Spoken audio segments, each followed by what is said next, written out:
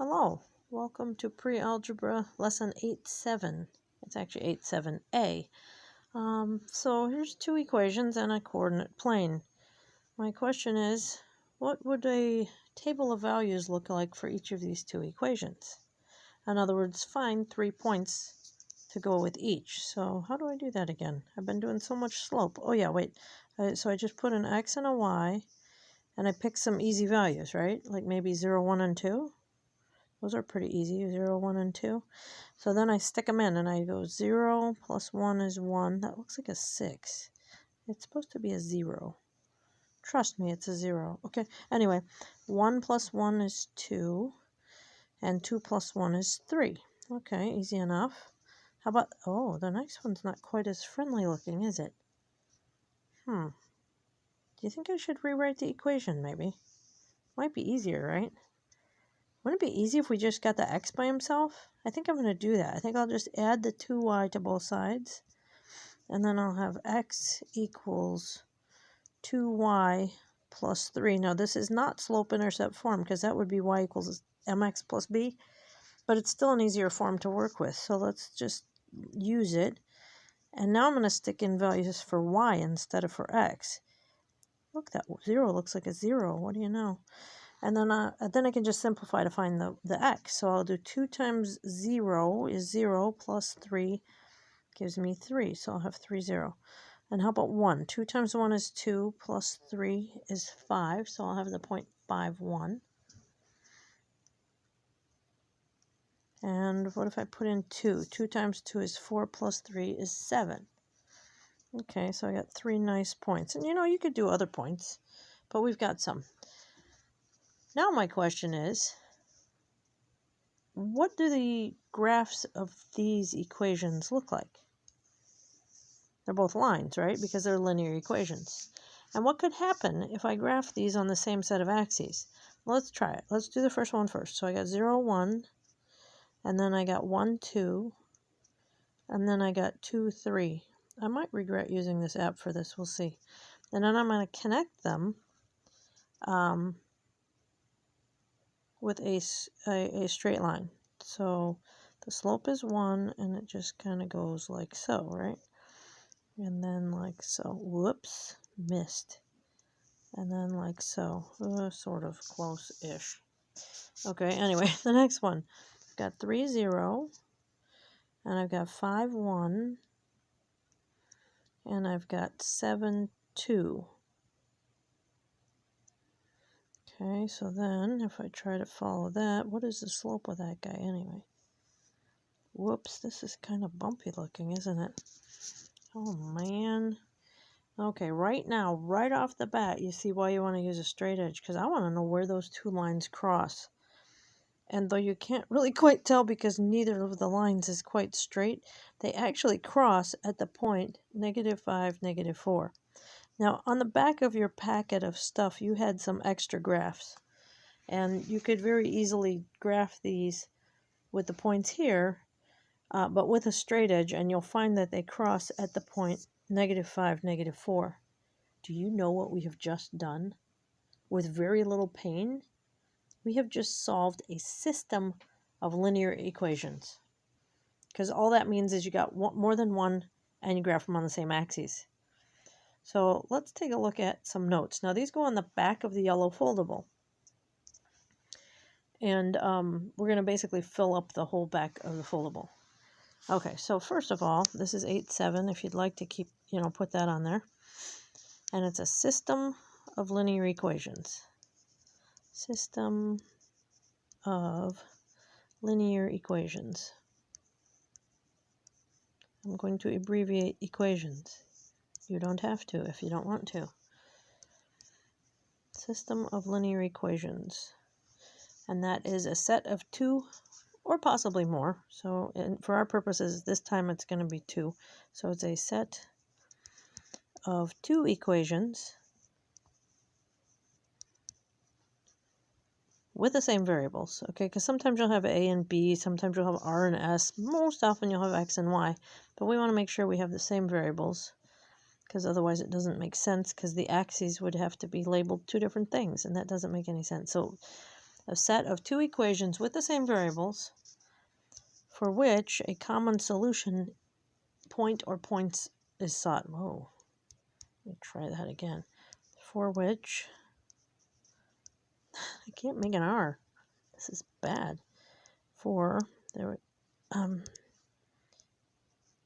we go.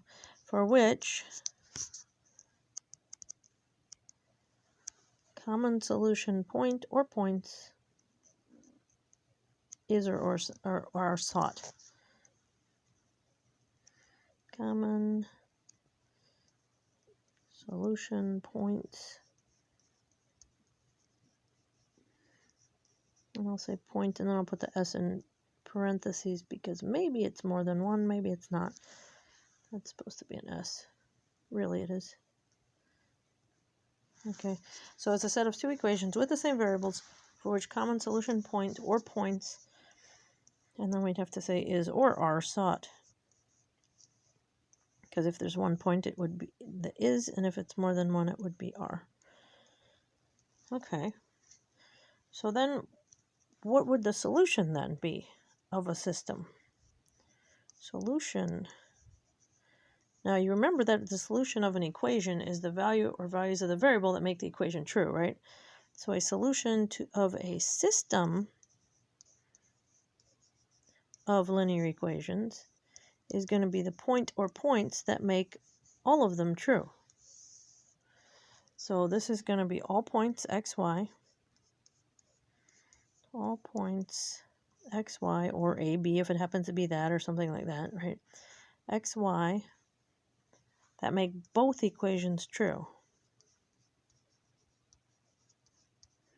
That make both equations true at the same time.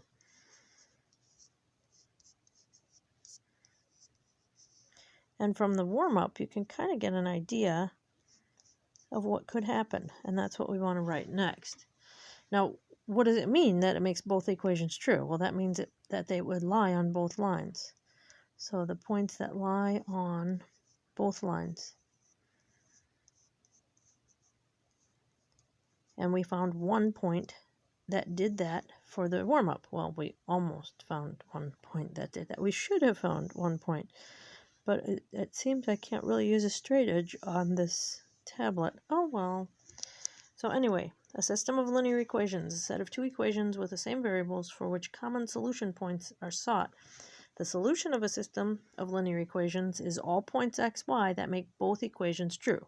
In other words, lie on both lines. So what are the possibilities? So the possible number of solutions. Well, it could happen just like the example did, like the warm-up did, right? In which case you could have one. Possible number of solutions. You could have, if the lines intersect,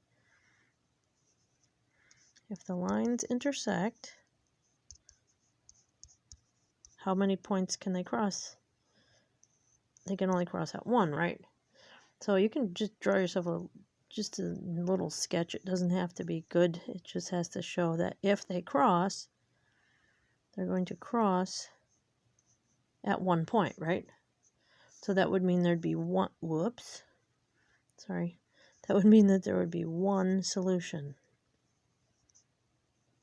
if they crossed. What else could happen? I graph one, and then what could happen with the other one? I could have lines that are parallel, right? So, oops, I should say lines. Sometimes I accidentally touch it in two spots and it moves around. So if the lines intersect, that means they're going to have one solution. The lines could be parallel. Then how many points are in common? 0, right? So if they are parallel, that's supposed to be an R, but we know I have trouble with R's today. So just draw yourself a little sketch again, little coordinate axes, and then parallel lines. And if they're parallel, then there's no solution. No solution. What's the third option? You could graph one, and you could have a different equation, but graph the other one, and then they end up being the same line, right? So if the lines are the same, then how many solution points would you have? All of them, right? And there's an infinite number. So I'm going to just draw myself a little coordinate plane again. It's hard to show that you have two of them, so what I'll usually do is I'll put the arrows on the end, and then I'll show the arrows again just further in, showing that I've got double arrows, so it's like the line again. Works in my head. And this has an infinite number of solutions. Infinite number of solutions. So when we graph a system of linear equations, we may have one solution, we might have no solution, or we might have an infinite number including the whole line. All right, so the warm-up actually, if you happen to have done that on an extra sheet, could be one example. I want to look at 3 other examples with you just to make sure this is comfortable in your head. Okay, so how about this one? X plus 2y equals 1, and x minus y equals 1. So we need an xy table, right? Do you think it's easier to put in for x or for y? I think I'll probably put in for y, because it just seems easier. So what if y was 0? Then 2y would be 0 and x would just be 1, right? What if y was 1? That means I'd do 2 times 1, which is 2. What number plus 2 gives you 1? Well, that would be negative 1, right? Because negative 1 plus 2 gives me 1. And what if y was 2?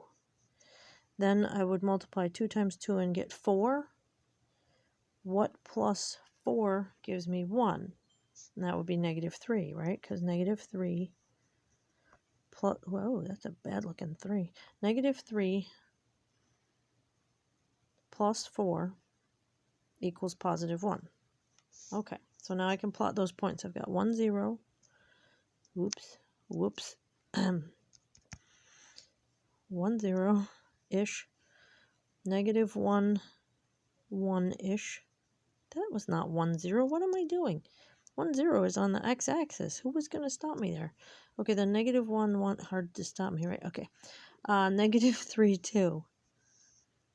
So now if I look at the slope of that, I can see that between the points, right? It goes down 1 over 2, down 1 over 2.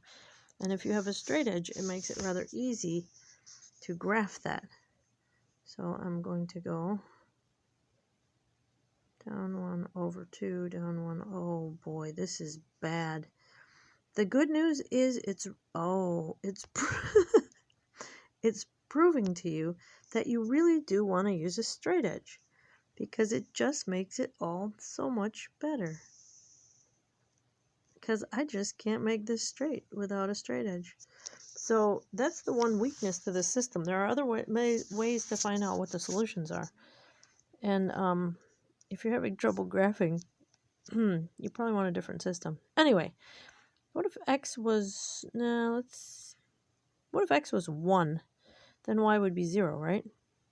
What if x was 2? 2 minus what gives you 1? 1. What if x was 3? 3 minus 2 gives you 1. Okay. So these are relatively... Oh, good. Look what happened right there. And right there. I think we found where they're crossed, even if I can't graph well. So we've got 1, 0, 2, 1. And it goes up something like that. And we'll just make it really thick there and say, oh, there it is. Okay, good. So now when you do these, you have to say what the solution is, okay? Because if you just draw it and you don't say anything, you're not quite done. So the solution here is going to be at the point 1, 0, because that's the point that's on both lines, and that is the solution to the system. Okay, please use a straight edge. Let's do another one. How about if we have y equals 3x minus 2? And then we have 3x minus y equals negative 3. Now, if you want, you can rewrite equations into slope-intercept form. The first one is already, so let's just go with that. So if we've got x and y, and realistically, we could actually just graph it, right?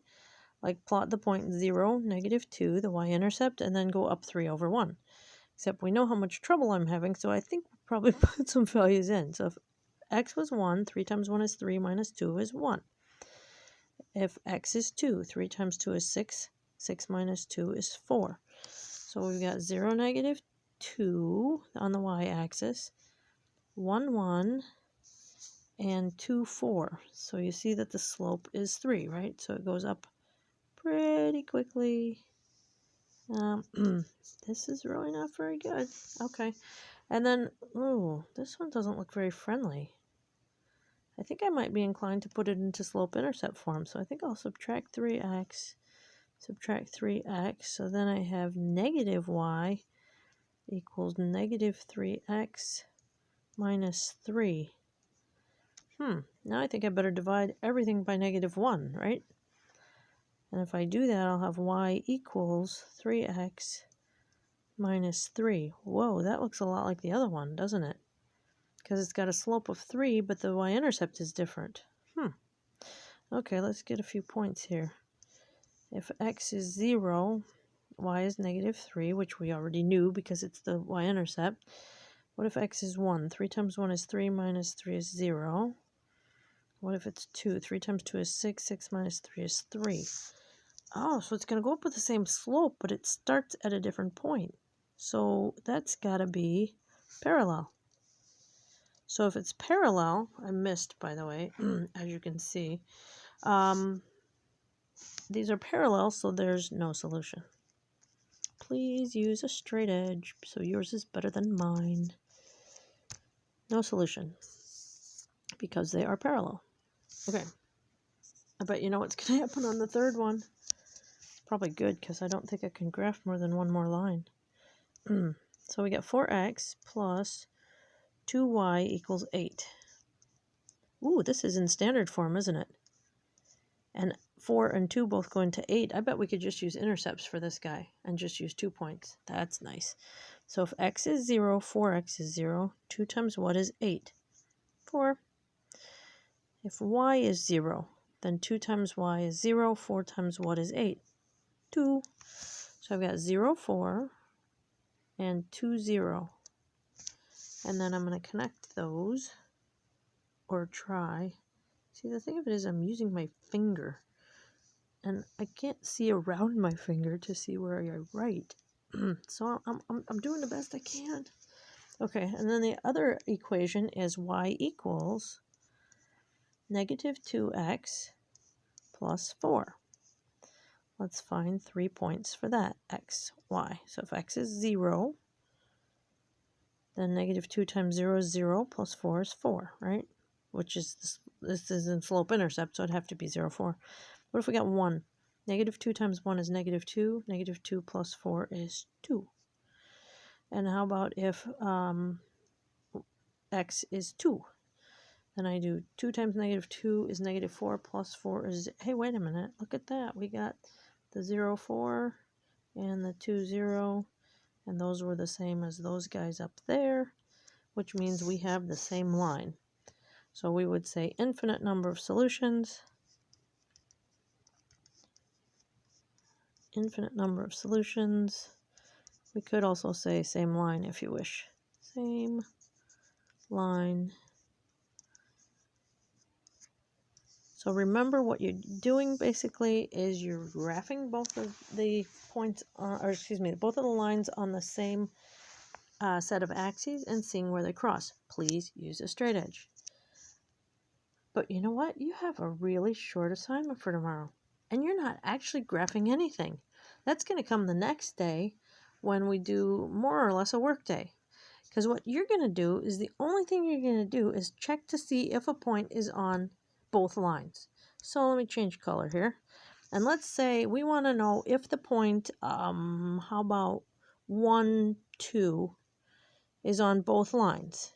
Is 1, 2 a solution point? In other words, is it on both? Well, I already tried it down here, and I knew it was on that one. But what I need to do to see if it's a solution is I put it into both equations. and I stick it in for x and for y. So I'd have 4 times 1 and 2 times, and 2 times 2, because the x is 1, the y is 2. And so I do 4 times 1, I'd get 4. 2 times 2 is 4, and get 4 plus 4 equals 8. If it's true, it's a yes. If it's false, it's a no. Then I would do the same thing down here, and I would put in the 2 in place of the y. I would put a 1 in place of the x. I'd probably write this neater, though, so you could actually read it. And then I'd have, okay, if I have 2, that looks like a colon up there instead of an equal sign. Does 2 equal, let's see, 2 times 1 is negative 2 plus 4. And negative 2 plus 4 is 2. That does equal 2. So that one is also a yes. And if it's a yes for the one line and it's a yes for the second line, then it's a big yes for the system. And that is the only thing you're actually going to be doing for next time. You have 4 problems to do. And that, wow, this slide is a disaster. But this one looks pretty nice. So then you'll be able to do some graphing the next day. So have a great rest of your day. See ya.